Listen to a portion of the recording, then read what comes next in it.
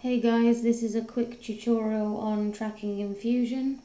I've got some footage here that I'm just going to drag in. It's of a beer can in my kitchen. If I could just quickly play this through, I'm just gradually moving around the beer can. Nothing too challenging. We can load in a 2D tracker nose with Shift Spacebar and just start typing tracker, and there it is. We plug this into here and then drag this one into this view so we can see it, and then we'll have the original footage here.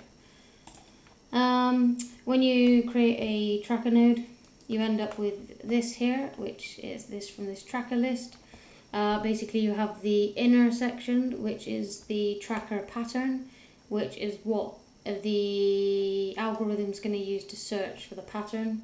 And the outer section, basically the bigger you make this is the search area, the more time it will take to run through with the track. So basically you kind of want to work off of happy medium. I normally go with the standard size and then just adjust it from there really. I've already obviously tested this, so I know that this will work okay, but it's just a bit of trial and error and some tweaks. So we can make this one a bit smaller for this. I'm going to track this star on this can. There's loads of patterns on here that I could have chosen. The tracker likes high contrast, so this can is kind of perfect.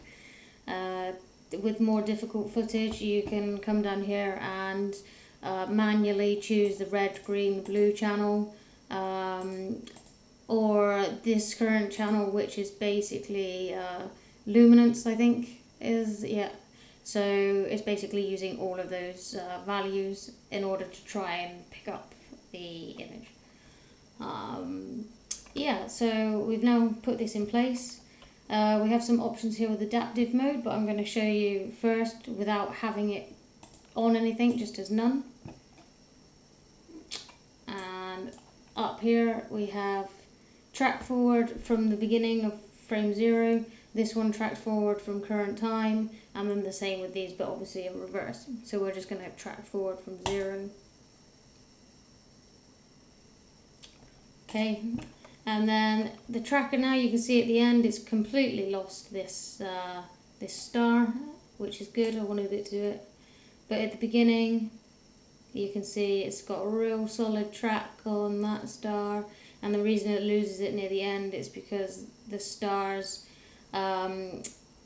like shape changes due to the rotation of the camera, so it finds it difficult to track from here, and here it just goes absolutely loopy. Look, it's gone nuts. So that's not ideal because we can't use that.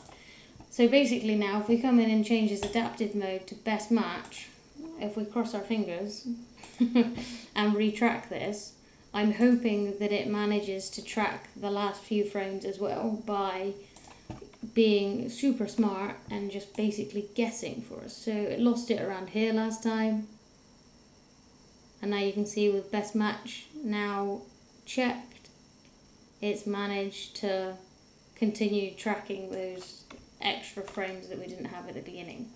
So from here we can add a background node just to see how well this has actually worked, and plug that one in to foreground, yep. And then let's just change the colour of that.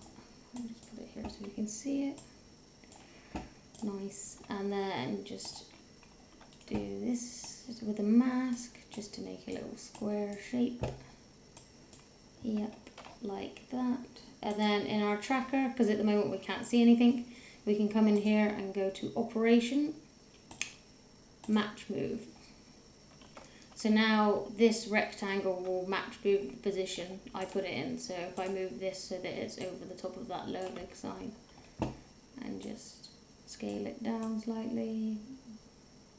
Yeah, something like that will do. Frame 0 and then play through.